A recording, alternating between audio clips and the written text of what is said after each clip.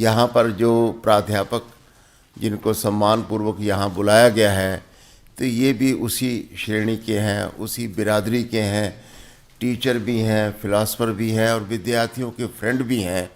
तो एक ऐसी कम्युनिटी के साथ मैं आज बातचीत करने जा रहा हूँ कि जो काम हम करने वाले हैं वो पहले से कर रहे हैं अपने ढंग से, लेकिन एक एनजीओ के नाते हमने ये काम करना शुरू किया है। तो मैं आप सबको इस कार्यक्रम में रहने के लिए अपनी ओर से बहुत बहुत धन्यवाद देता हूँ कि मेरे विचार हैं ये अनेकों संस्थानों में पहुँच जाएंगे, अनेकों विद्यार्थियों में पहुँच जाएंगे और ये परकोलेट करते करते जो 2047 का विकसित भारत है उसके लिए जिसको पनीरी तैयार करना होता है, जिसके लिए ये बीज तैयार करना होता है, तो उस काम में लगे हुए लोगों को मैं सादर प्रणाम करके अपनी बातचीत करना चाहता हूँ। लेकिन मेरी आदत है, कुछ देर में टीचर रहा हूँ, तो जब तक दूसरों से प्रश्न ना करूँ तो मैं कभी अगली बात अपनी बढ़ाता नहीं हूँ। एक प्रश्न आपसे है कि कोरोना के अंदर कारण जो पीरियड आया तो उसमें हिंदुस्तान में, दुनिया में बहुत मौतें हुई, ये सब जानते हैं, मैं ये कोई पूछने वाला नहीं हूँ। लेकिन जो मौतें हुई तो आम तौर पे अखबारों में देखा कि हिंदुस्तान में बहुत ज़्यादा हो रही हैं, वहाँ कम है, वहाँ कम है, ऐसा बताया जाता था। परंतु वो टोटल नंबर के कारण बताया जाता था, जिसको परसेंटेज कहते हैं, क्योंकि हमारी आबादी इतनी ज़्यादा है। इंग्लैंड से क्या मुकाबला करेंगे, अमेरिका से क्या मुकाबला करेंगे, किसी और देश से। और जो दो देशों से मुकाबला हो सकता था अड़ोस पड़ोस के, उनके डाटा पर किसी को विश्वास नहीं है कि सच बोल रहे हैं झूठ बोल रहे हैं, उनसे कंपैरिजन नहीं कर सकते। तो मेरा आपसे पूछना है कि प्रति यानी फीसद के हिसाब से, परसेंटेज के हिसाब से, क्या आप मानते हैं कि उस समय भारत में मौतें, बावजूद हमारा इंफ्रास्ट्रक्चर कमज़ोर होने के बावजूद भी, दुनिया में सबसे कम प्रतिशत के हिसाब से मौतें भारत में हुई, ये बात आप मानते हैं क्या?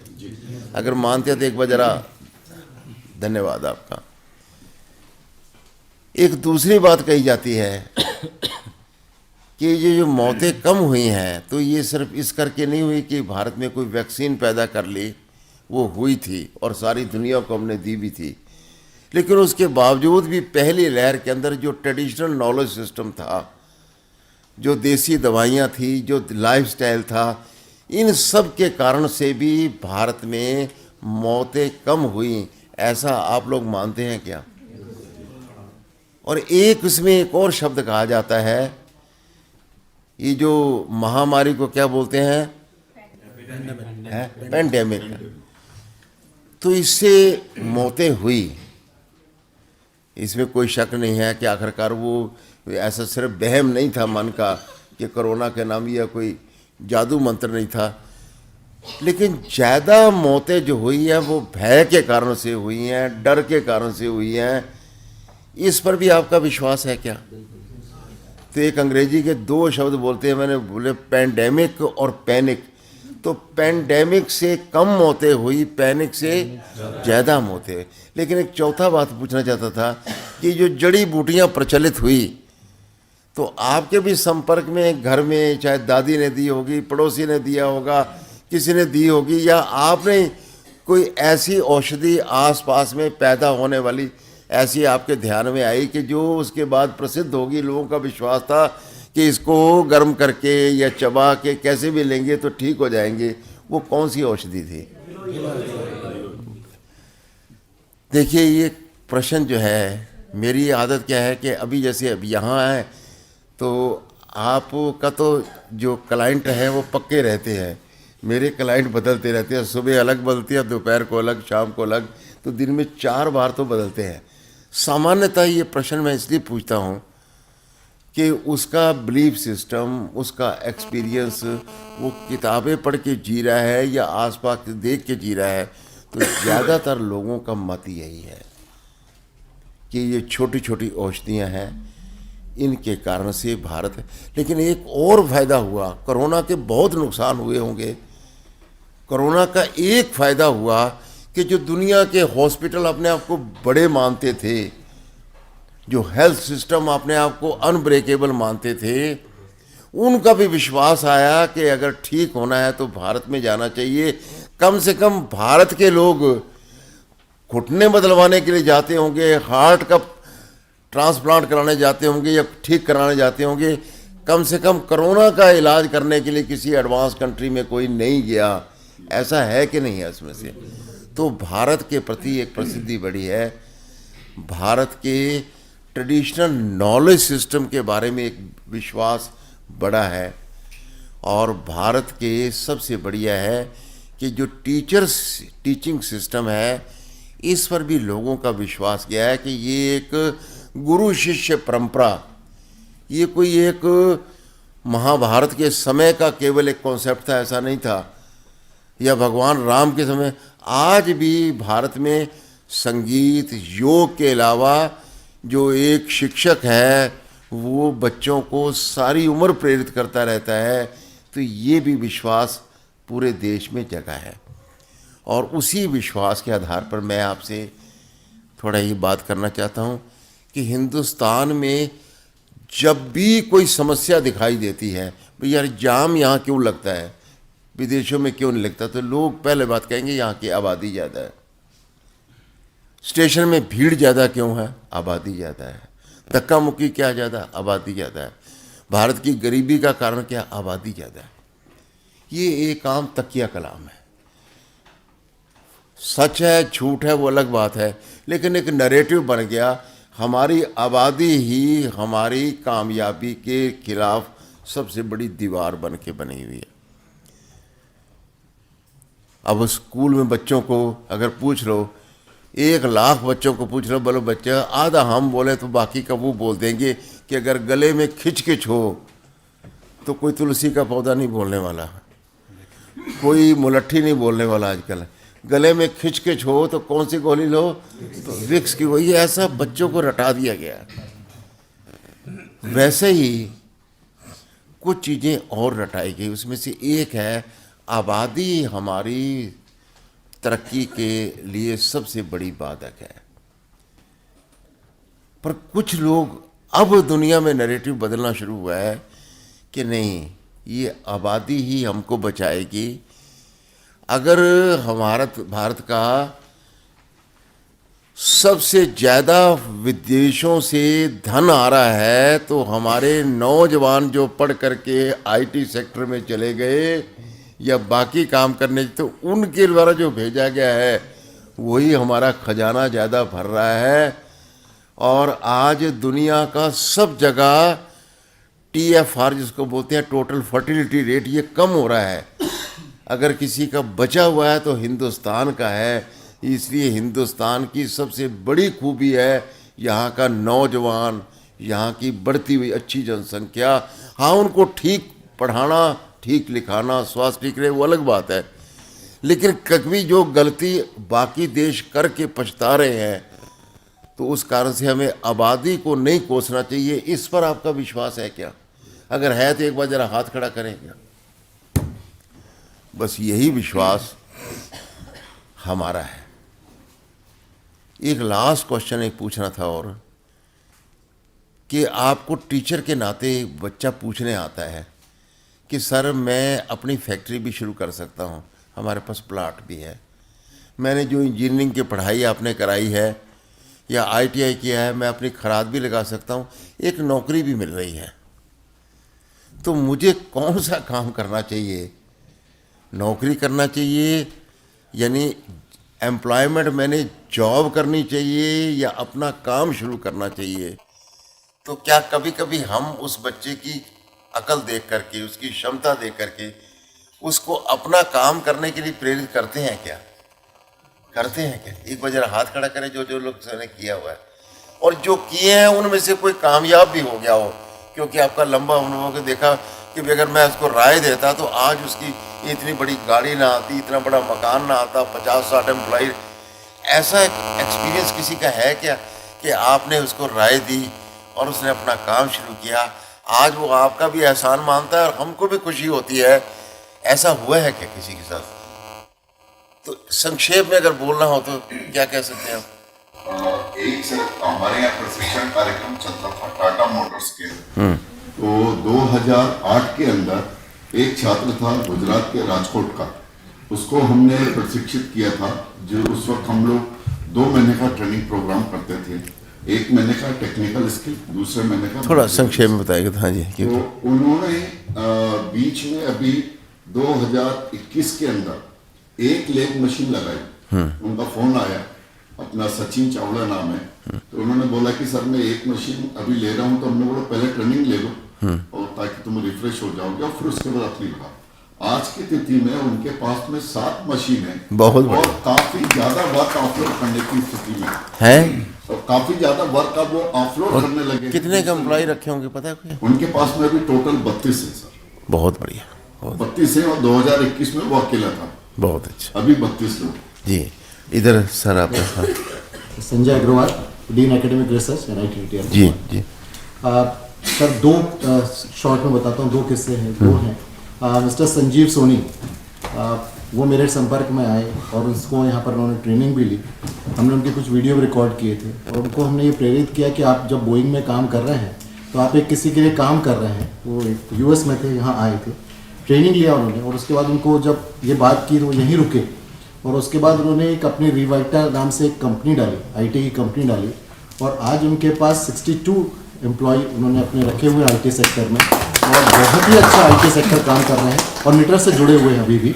और वो इसका मानते हैं कि NIT ने जो उनको दिया, जो प्रेरित किया, क्योंकि कुछ वीडियो केदार साहब ने रिकॉर्ड किए थे, तो बहुत अच्छा, बहुत अच्छा। सेकेंड, एक आनंद बुगदे, ये हमारे यहाँ माखनलाल से जब पढ़ रहे थे, BCA कर रहे थे बेसिक, और हमारे यहाँ प्रोजेक्ट के लिए आए थे, 6 महीने के प्रोजेक्ट के आए थे। ये बात है 2002-2003 की। और उसके बाद उन्होंने कहीं जॉब ज्वाइन किया और फिर वो हमारे पास जब लौट कर आए कि मैं बहुत परेशान हूँ, इतना प्रेशर है। हमारी टीम ने फिर बैठी साथ में, कहा कि जब आपका इतना पोटेंशियल है, और उन्होंने लर्निंग मैनेजमेंट सिस्टम, क्योंकि हमारा मॉडल लर्निंग मैनेजमेंट सिस्टम है, उसके ऊपर उन्होंने एक अपना सिस्टम बनाकर और भोपाल में ही इसका सेटअप किया है, और जिसका भी प्रेजेंटेशन दिल्ली में भी केंद्र सरकार में वो कुछ ऑफिसेज में करके आए। तो उनकी कंपनी में अभी 22 लोग उन्होंने अभी रखे हुए हैं, 1-2 हमारे साथ। क्योंकि मेरे को ये ध्यान में तब आया कि लुधियाना के अंदर हमारी एक कार्यशाला चल रही थी, तो वहाँ एक अवतार सिंह नाम के व्यक्ति आए, तो सिख बंधु थे। तो उन्होंने बताया कि मैं ऐसा से इसी एग्रीकल्चर कॉलेज से पढ़ा, तो कुछ ख़ास हम उसकी बात सुन रहे थे। फिर मैंने स्वयं की खेती की, फूलों, तब भी नहीं किया। तो उसने कहा कि मैं बस जीवन की एक बात बताना चाहता हूँ कि इस समय हिंदुस्तान में फूलों के जो बीज एडवांस कंट्री में सप्लाई करने वाला सबसे बड़ा सप्लायर मैं हूँ। और ये बताने के बाद उन्होंने बताया कि दूसरी बात है कि मैं ट्रेडिंग नहीं करता, मैं स्वयं तैयार करता हूँ, और हर बार मेरा बीज आगे से बेहतर होता है। पर ये बात बताने के लिए मैं यहाँ खड़ा नहीं हुआ हूँ, मैं ये बात बताने के लिए हूँ कि मैं ऐसा कैसे बन गया। तो उसने एक प्रोफेसर का नाम लिया कि वो हमारे एग्रीकल्चर यूनिवर्सिटी में पढ़ाते थे, और ऐसा कहने लगे देखिए बीज है, ये है, भारत में इतनी प्रजातियाँ थी, सब था, ये था, भारत में इतने सिस्टम थे, भारत का पर ये एकड़ जो उपज थी कभी आज एडवांस देशों से, ऐसा बताते रहे। भाई यार, आप में से कोई ऐसा व्यक्ति है कि जो विदेशों वालों को समझाए कि हिंदुस्तान का ट्रेडिशनल नॉलेज सिस्टम एग्रीकल्चर का बहुत बढ़िया है? तो लड़कों ने बोले अरे ऐसे नहीं, भाषण देने के नहीं, यहाँ से पढ़ने के बाद ऐसे बीज बनाएगा कि दुनिया में जाएगा। तो मैंने गलती से उससे बोले मैंने हाथ खड़ा कर लिया, पर मैं हाथ के पीछे खुद खड़ा रहा, और मेरी हर समय ख्वाहिश रही कि जो बीज मैं बना रहा हूँ ये दुनिया में सबसे अव्वल बीज हो, और दुनिया के जो वर्ल्ड क्लास के जो सिटीज़ हैं उनके अंदर मेरा बीज जाए। तो आज बताया कि 36 बड़े देशों में मेरा बीज जा रहा है। उसका कारण मैं नहीं हूँ, ये मेरे क्या है, टीचर्स हैं। तो ये जो उसने बात कही, ये सब आपके लिए लागू होती है। उसके बाद मैं जब कभी इंडस्ट्री से मिलता हूँ तो मैं पूछना शुरू करता हूँ कि आपके कंट्रीब्यूशन किस चीज़ का, तो बोले कंसल्टेंसी का। तो उसमें काफ़ी लोगों का मन बनाने का काम जब वो स्टूडेंट होते हैं तो उनके टीचर कर देते हैं। और सबसे बेस्ट टीचर देखिए, एक और ये साइड का एग्जांपल दे रहा हूँ कि पंजाब के अंदर ही नशे की बहुत प्रॉब्लम थी। तो एक डॉक्टर से मैंने पूछा कि क्या नशेड़ी आदमी वापस आ सकता है, तो बोले कि बड़ा मुश्किल है, वो दवाइयों से ठीक नहीं होता, वो कंसल्टेंसी से ठीक होता है। जब हम उनको बोलते रहते वो सुनते ही नहीं है कि बेटा तेरा नशा ठीक हो सकता है, तू फिर रिवाइव कर सकता है। फिर हम एक ऐसे व्यक्ति को पकड़ के लाते हैं कि जो पहले नशेड़ी हो और अब ठीक हो गया हो, तो वो 5 मिनट में उनकी बात समझते हैं कि तेरे को क्या होता था। बोले मेरे को ऐसा ऐसा होता था। वो समझ जाता भी ये पक्का एक्सपीरियंस्ड आदमी है। बोले अब ठीक है, बोले अब बिल्कुल ठीक है, मैं ऐसे वेट लिफ्टिंग कर लेता हूँ, ये भी कर लेता हूँ, वो भी कर लेता हूँ। यार कैसे ठीक हुआ? बोले 3 साल लगते हैं, पर कामयाब हो जाता है। उस दिन लड़का कहता है हाँ मैं भी ठीक हो सकता हूँ। तो आपने जो एग्जाम्पल दिया, मैं जो एक्सपीरियंस्ड आदमी है, गए भी और वापस भी आए, तो ये पक्के नशेड़ी है।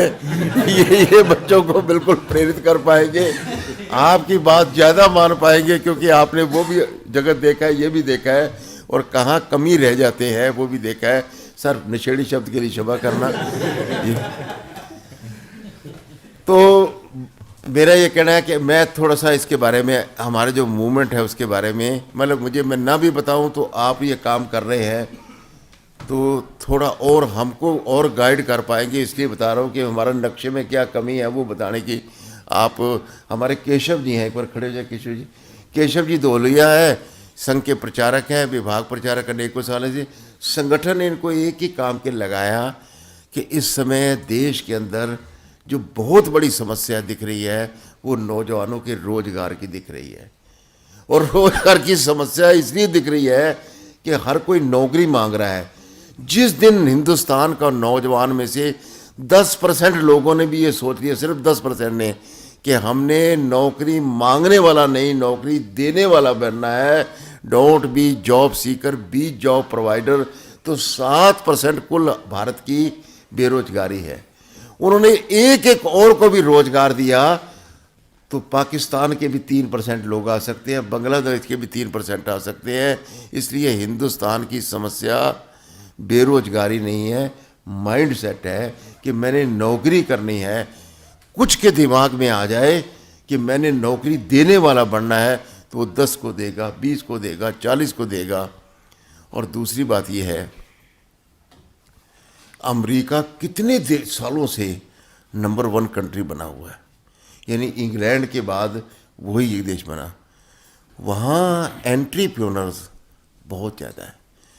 हमारे देश के एक वरिष्ठ व्यक्ति, मैं नाम नहीं बोलता, उनकी बात को कोट करना मेरे लिए अच्छा नहीं है, बोले जब मैं विदेशों में जाता हूँ तो ट्विटर वालों के यहाँ पर गया, मैं फेसबुक वालों के यहाँ गया, मैं गूगल वालों के गया, तो बहुत कंपनी का प्रोफाइल बताते बताते कहते कि सर ये जो हमारी कंपनी है इतनी राइज़ की है, इसमें आपके हिंदुस्तान वालों का बहुत बड़ा योगदान है।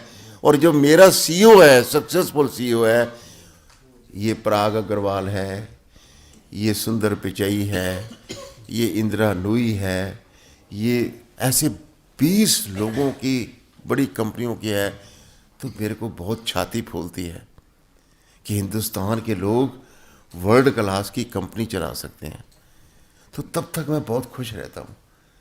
लेकिन थोड़ा सा 1 मिनट का ब्रेक आता है तो फिर एक ये यूफोरिया ख़त्म हो जाता है, प्रसन्नता ख़त्म हो जाती है और डिस्पोडेंसी, निराशा आनी शुरू होती है। अरे यार, हिंदुस्तान के अंदर जो सारा दिमाग है ये लोगों की कंपनियां चलाने पे लगेगा या अपनी भी कंपनियां चलाएगा कि जिसमें वर्ल्ड क्लास का हम इनिशिएटिव हो। बस यही एक भारत का रोग है जो अमेरिका से हमको अलग कर रहा है, जो चाइना से हमको अलग कर रहा है। तो इसलिए इस समय बहुत बड़ी शिक्षा, गुरु मंत्र जो बोलते हैं कि बेटा अपना काम शुरू कर लो, अपना काम शुरू कर लो। रोजगार 4 प्रकार के हैं। सबसे पहला रोजगार तो नौकरी करना ही है। उसके बाद जो है अपना रोजगार है कि 2 लोगों को दिया, 4 लोगों को दिया। एक डॉक्टर ने अपनी दुकान भी खोल ली MBBS करने के बाद, एक आध छोटे मोटे मेड वगैरह रखी, तो वो भी अपना रोजगार है। लेकिन उससे बड़ा रोजगार है स्टार्टअप, यूनिकॉर्न चलाना, जो कि हिंदुस्तान में लगातार संख्या बढ़ रही है। उसमें इनोवेशन होनी चाहिए कुछ। और चौथा रोजगार है एग्रीकल्चर के अंदर, जिसको लोग रोजगार ही नहीं मानते। वो तो कहते खेती तो वैसे ही साथ में, लेकिन आज खेती के अंदर भी नए नए प्रयोग करके लोग बहुत कमाई कर रहे हैं। ये आपके पास ही छत्तीसगढ़ है, तो एक व्यक्ति मुझे प्रोग्राम के लिए बुला के ले गया, तो राजनांद गांव में जो स्टेशन पर उतरा तो बोले चलो जी कार्यक्रम स्थल पर सीधा चलते हैं। मैं कहा चलो। तो मैंने सोचा भी ये शहर के बीच में होगा, थोड़ा शहर के पेरीफेरी पे होगा, तो शहर से बाहर निकल गया। जब बाहर निकला तो 5-10 मिनट के बाद मैंने पूछा भी कहाँ जा रहे हो? कह रहे कार्यक्रम स्थल पर। कहाँ पर है? गांव में है। यार गांव में है, कहाँ के लोग आएंगे? बोले जिले के आएंगे। तो मैं कि जिले के लोग गांव में क्यों आएंगे? गांव वाला शहर में तो आराम से आ सकता है, हर प्रकार के साधन है और 4 उसको अट्रैक्शन है। वहाँ गए, वहाँ क्या है खास बात? बोले वहाँ मेरा खेत है। तो मैंने कहा यार खेत दिखाने के लिए लोगों को बुलाना था। बोले खेत देखने आएंगे लोग। सारा आप भी एक बार जाओगे ना मेरे खेत में, तो मेरा खेत दोबारा देखने के लिए आओगे। तो मैंने सोचा ये कपिल शर्मा का शो देखता होगा, तो इसको मजाक करने की आदत बढ़ गई है। लेकिन जब खेत में गया तो सच में ही खेत देखने लायक था। वहाँ पर जो एप्पल बेर होते हैं, यानी बेर के बराबर के, जो मैंने सेब के बराबर के जो बेर देखे, यहाँ उगते हैं। बोले हाँ यहाँ उगते हैं। उसके बाद से मैंने देखा उसके अंदर अमरूद। उस समय आज से 8 साल पहले मेरी पक्की मान्यता थी, मैं अपने आप को ज्ञानी मानता था अमरूदों का, कि अमरूद खाता बहुत था। तो ये जो बड़ा जंबो अमरूद आया था ना उस समय, तो जब दिल्ली में जहाँ मैं रहता था तो बाहर मैं इसलिए नहीं खाता था, वो कहता था कि ये विदेशी है, ये इम्पोर्टेड हुआ है। तो बड़ा बड़ा से जो है अमरूद होता था, ये अमरूद उसके उग रहा है। मैंने कहा तुम्हारे यहाँ उगता है? बोले हाँ हमारे यहाँ उगता है। यहाँ से रोज़ नागपुर जाता है, नागपुर से आपके शहरों में आता है, दिल्ली में जाता है, बाकी जगह जाता है, तो वो उगाता है। बोले हाँ। उसके खेत में जब मैंने देखे कुछ चीज़ें मुझे उगी हुई समझ नहीं आई, ये क्या है? बोले ये कैमरे लगे हुए हैं। क्यों? बोले चोरी हो सकती है। अरे बोले ट्रक वाला जो सामान लादने आता है तो उसने 25-30 अमरूद तोड़ के ले लिए, तो मेरा तो 2-2.5 हज़ार रुपये का चला जाएगा उसमें से। 800 ग्राम का अमरूद है, 600 ग्राम का अमरूद है, बात को छोटा किया जाए। मैंने कहा आपने किस यूनिवर्सिटी से, हॉर्टिकल्चर से ये किया? बोले नहीं मैं तो सिंपल ग्रेजुएट हूँ।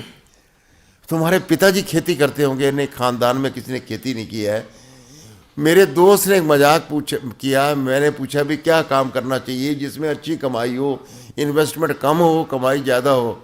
अरे बोले खेती से बढ़िया क्या हो सकती है? एक बीजों की इतनी सी पोटली डाल दो तो उससे 25 बोरियां अनाज पैदा कर लो, इससे बढ़िया इन्वेस्टमेंट। अरे बोले मैं उसके झांसे में आ गया।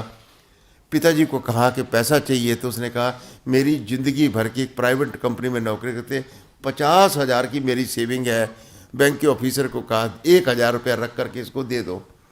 वो मैं ले करके शुरू किया। मैंने ज़मीन किराए पे ली, धीरे धीरे काम कर। लेकिन मैंने नेट पर पढ़ना शुरू किया, एडवांस खेती किसको कहते हैं। सौभाग्य से आज 9 साल बाद मैंने कहा वो खेती जो किराए पे ली थी वो अपनी खरीद ली। बोले ये वही खेती है। इस समय 121 एकड़ ज़मीन मेरे पास है और आप लोगों की कृपा से ये मैंने सारी खरीद ली है अपनी कमाई में से।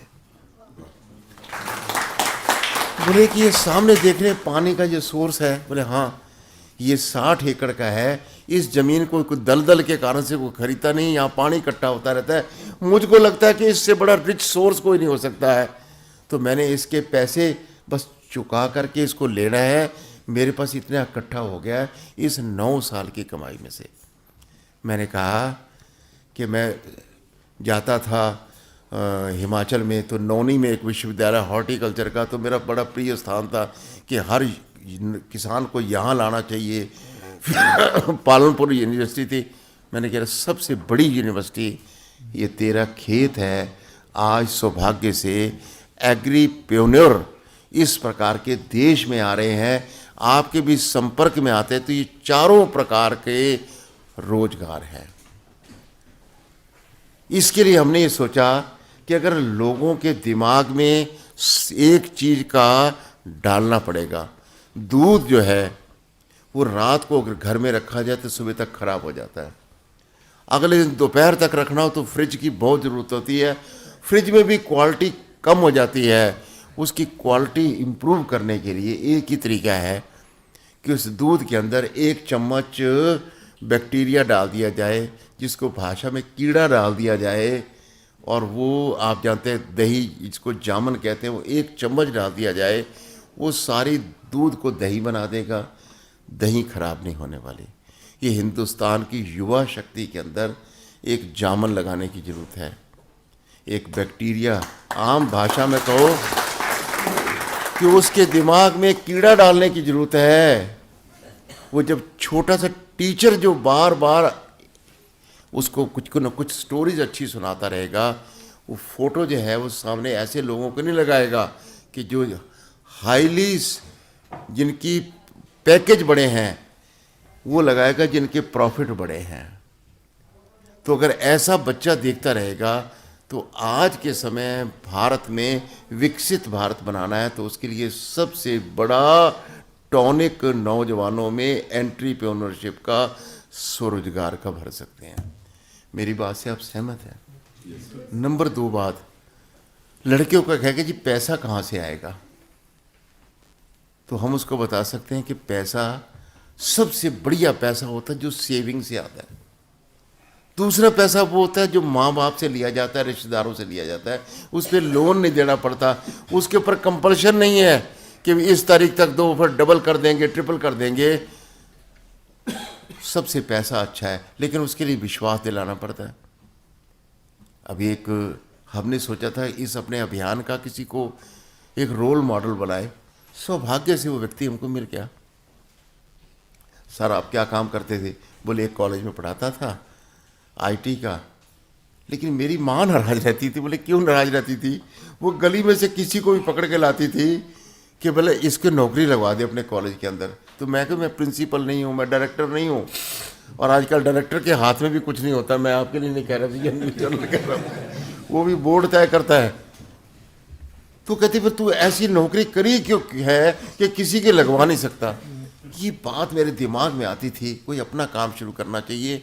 पर ये जो है, ये जो जामन माँ ने लगाया था ना, ये अंदर अंदर चलता रहा, और जिसको इनक्यूबेशन का टाइम कहते हैं, ऐसे विचारों के लिए विदेश चला गया, वहाँ से कर लिया, क्या बोलते हैं, पीएचडी कर लिया। उसके बाद वहाँ काम शुरू कर दिया, 375 एकड़ का अपना ऑफिस बना लिया। लेकिन मन में एक आती रहती थी, मेरा गांव, मेरी माँ को यहाँ तो लोगों को भेज नहीं सकती, किसको मैं करूँगा। फिर एक दिन बाद कोरोना से पहले मेरे को ध्यान में आना शुरू हुआ कि हम वहाँ क्यों ले जा सकते। बोले कि वहाँ पर ये इंटरनेट के बगैर चल नहीं सकता, मेरे गांव में इंटरनेट नहीं है। तो बोले जो मेरे पास जो मैनेजर था, वो लड़का बहुत पढ़ा लिखा नहीं था, बड़ा व्यवहारिक था। उन्होंने कहा सर कि इंटरनेट कोई ऐसा कुआं है कि जहाँ है सो है, जहाँ नहीं है सो नहीं है। बोले क्या बताइए? तो बोले नहर है, आप कहीं से खींच के अपने गांव में ले आओ। मैंने आप इंटरनेट अपना शुरू कर लो, जब आपके पास इतना बड़ा सिस्टम है तो अपना इंटरनेट शुरू सिस्टम कर लो। अरे बोले ये तो मैंने सोचा नहीं था। मैंने काम शुरू किया, यहाँ आकर के मैं सफल हुआ। विदेश के क्लाइंट भी मेरे पास यहाँ आते हैं। मैं इस समय, वो बोला 22,000 लड़कों को, गांव के लड़कों को क्वालिटी एम्प्लॉयमेंट गांव में ही दे रहा हूँ। तो जो माँ एक, और बोले मैंने क्या ये सब सेवा ही कर रहे हो या कमाई भी कर रहे हो? बोले भाई साहब इस साल मेरा 1 बिलियन से ज़्यादा टर्नओवर का है, $1 बिलियन से ज़्यादा। माने $1.25 बिलियन का, इंडिया टुडे का आप पढ़िए उसका, उस व्यक्ति का $1.25 बिलियन का है। और बोले हमारे यहाँ से आपको बता रहा हूँ 60% से ज़्यादा मार्जिन होता है, क्योंकि इसमें खर्च तो कुछ होता नहीं इसमें, जो मैं गैजेट्स बना रहा हूँ। तो मैं कहना चाहूँगा ऐसे व्यक्ति को हमने इस अभियान का रोल मॉडल बनाया। इस अभियान का हमने कहा अरे आप इतने काम कर रहे हो, देश के लिए भी कुछ समय निकालो। बोले क्या? तो ऐसा कार्यक्रम करना पड़ेगा, जहाँ कहीं बुलाना पड़ेगा, इस पर लिखना पड़ेगा। वो लिखूँगा, मुझको पैसा कमाने की कोई चिंता नहीं है। हाँ, एक बात बता सकता हूँ, मुझे चिंता इसलिए नहीं है कि 15 साल में मेरा ये राइज हुआ है, लेकिन 15 साल में मेरा अपने पर खर्चा कम हुआ है। जो पहले मैं पैंट वैंट डालता था, टाई लगाता था, अब मैं धोती पहनता हूँ, हाफ शर्ट पहनता हूँ। मेरा मकसद है, यानी कहने का अनुमान है कि जोहो कॉरपोरेशन के श्रीधर वेम्बू हमारी इस संस्था के, इस संगठन के, इस अभियान के नाते जो मुखिया कर रहे हैं, मैं उन्हीं की तारीफ ये आप लोगों से कर रहा हूँ। और मैं ऐसा बोलते बोलते आप प्राध्यापकों से और आप सबसे ये भी उम्मीद करता हूँ कि इसका इंक्यूबेशन अपने अंदर होने दीजिए। कोई बड़ी बात नहीं है कि कहीं परिचय कराते हुए कहा कि सर हम निटर में मिले थे, उस दिन से मैंने शुरू किया है, तो आज मैंने इतनी बड़ी कंपनियों को 5 को कंसल्टेंसी दे रहा हूँ, खुद की चला रहा हूँ। आप भी ऐसा परिचय करा सके, ये मेरे बताने का उद्देश्य है। तो इसलिए ये एक ऐसा कीड़ा है, इसके लिए कोऑपरेटिव सेक्टर जो है वो पैसा देने का है। आज सेविंग तो हम क्या करते हैं, हम बहुत ज्ञानी आदमी नहीं है, हम स्कूल में जाते हैं। अब कल एक स्कूल में गए और वो विदिशा में था, तो वहाँ का सबसे बड़ा हॉल जो आप जानते होंगे, कैलाश सत्यार्थी हॉल, जो वहाँ की हाँ ऐसा उसके अंदर वो है, उसी में था। तो डिस्ट्रिक्ट एजुकेशन ऑफिसर ने हर स्कूल से टीचर और बच्चे कुछ कुछ बुला करके रिप्रेजेंटेटिव किए हुए थे। तो भाषण चल रहा था, बच्चे भी थे, बड़े भी थे। तो बच्चों की फुदकने की कुछ आदत होती है, तो मैंने एक प्रश्न किया, उसके बाद बच्चे बहुत सीरियस हो गए। वो बच्चे बच्चे नहीं रहे, वो बड़े हो गए। वो बच्चे बच्चे नहीं रहे, वो रोल मॉडल बन गए। मैंने एक प्रश्न किया, बेटा कि हमारे यहाँ स्कूलों पे लिखा होता है शिक्षार्थ आइए सेवार्थ जाइए। इसका मतलब क्या होता है कि भाई आप पढ़ाई करने के लिए आओ और कमाई करने के लिए जाओ, सिंपल भाषा में ये है। तो क्या ये दोनों बोर्ड इकट्ठे भी हो सकते हैं क्या, कि यहाँ शिक्षार्थ भी आओ और सेवार्थ भी आओ? बोले ऐसा तो कहीं नहीं देखा है। तो हो सकता है आप में से कुछ बच्चे ऐसे हैं कि जो पढ़ाई करते करते भी कमाई कर रहे हैं। तो पहले एक हाथ खड़ा हुआ, फिर 2 हाथ खड़े हुए, फिर 18-19 हाथ खड़े हो गए। लड़कियां भी थी 5-4, अरे सबको बुला ले। अब वो सरकारी स्कूल के बच्चे थे। तो पहला जब बोला तो हमारे सब भौचक्के हुए। मैंने क्या आपने कोई पढ़ाई करते करते कमाई की? बोले हाँ कमाई की। कितनी? बोले 9,000 की। कैसे की? छुट्टियों के अंदर मैंने किसी खेत के अंदर जीरी काटने का काम किया, तो उसके कारण मेरे 9,000 रुपये बच गए। मेरी पढ़ाई का सारा उसमें से निकल गया। अब ये बताना सब बच्चों के बीच में मैंने खेत में मजदूरी करी है, ये कहना बड़ा साहस चाहिए। लड़की आई, बोले कि मैंने छुट्टियों के अंदर मुझे कोई पैसे की जरूरत थी, तो मैंने अपने घर के अंदर कुछ समाज चीज़ों की दुकान लगाई, तो अपनी पढ़ाई भी करती रहती। हर एक से पूछता था आपकी पढ़ाई में नुकसान हुआ? अरे नुकसान क्या होना है, उससे और ज़्यादा अच्छा हुआ। हम पूरे देश के अंदर ये काम करते हैं। जैसा ही हम काम करते हैं तो उसके बदल जाते हैं हीरो। तब तक एक यूनिवर्सिटी में बात किया तो बोले कि सर यहाँ ये क्वेश्चन इररिलेवेंट है। मैंने क्यों? बोले यहाँ ना ये रेगुलर स्टूडेंट है, सब हॉस्टल में रहते हैं, तो इनको बाहर कुछ अलाउड नहीं होता। तो मैंने कहा प्रश्न पूछने में क्या हर्ज है? बोले कि आप यूँ पूछो कि कौन कौन आप में से उड़ सकता है, जब मुझे पता है कि ये पक्षी नहीं है तो काहे को उड़ने गया? तो मैंने कहा सपने तो उड़ा सकते हैं। पूछा, वहाँ 22 लड़कों के, गुरुग्राम यूनिवर्सिटी में 22 लड़कों ने हाथ खड़ा किया। लड़कियों ने कहा मैं MSc कर रही हूँ, साथ में योग सिखाती हूँ। अब मैंने ऑनलाइन क्लासेस शुरू की हैं। क्या कमाई होती है? लगभग 18 से 20,000 22,000 रुपया मेरा महीने का हो जाता है। किसी ने कोई मेहंदी का, किसी ने कोई और ऐसा काम किया। अरे एक लड़का सरदार जी फिर दोबारा खड़ा हुआ है, बोले मैं 1,20,000 एवरेज कमा लेता हूँ। बोले क्यों? तो मैं जो विदेशों से काम आता है यहाँ लोगों को बांट देता हूँ ऑनलाइन ही सारा काम करके, और वो ऐसी रिपोर्ट वगैरह तैयार करके वो मैं दे देता हूँ। जैसे ही हुआ तो सन्नाटा छा गया। मैंने कहानी सुनी थी कि एक लोहे की खदान, कोयले की खदान में कुछ लोग काम कर रहे थे और बहुत बड़ा ऑफिसर भी उनके यहाँ विजिट करने आया, तो अचानक थर थर करते हुए, जैसा वो अभी उत्तराखंड में हुआ था, तो वो खदान बंद हो गई। अब खदान बंद हो गई तो सबने कहा भी थोड़ी देर में कोई ना कोई आएगा तो रास्ता निकालेगा। तो बोले क्या करें इस बीच में? तो बोले चलो चाय बनाते हैं। तो उसने चाय बनाना शुरू किया, पीना शुरू किया। आधा घंटा निकल गया, फिर उसके बाद कोई आया तो है नहीं, आड़ा तो कोई था नहीं कोई। उसके बाद थोड़ी देर में बोले चुटकुले सुनाते हैं। तो एक दौर चुटकुले में, लेकिन फिर बीच बीच में चुटकुला सुनाते रहते थे। देखो कोई बाहर से आवाज़ आई है, बाहर से आवाज़ आई है। ये बड़ी भयंकर स्थिति होती है। कभी लिफ्ट में जो फंसा हुआ हो और कोई वहाँ ना हो, जिसको देखा होता है उसको पता लगता है कि ये त्रासदी क्या है। और उसके बाद 4-5 घंटे के बाद सबसे पहले जो बड़ा ऑफिसर था तो उसने कहा पानी है? बोले पानी तो ख़त्म हो गया है। तो उसको पानी नहीं है ये सुन करके चक्कर से आने शुरू हुए। धीरे धीरे सब हुआ। वहाँ पर जो पीएम था, और उसकी रजिस्टर्स पावर साहब की ज़्यादा थी, तो वो किसी का हाथ दबा रहा है, किसी के पैर की मालिश कर रहा है, किसी को हौसला, सब सब सब ठीक हो जाएगा, सब ठीक हो जाएगा। तो कहानी लिखने वाले ने कहा सबसे पहले 4 घंटे पहले इसका बॉस कौन था? तो ऑफिसर था, दूसरे थे।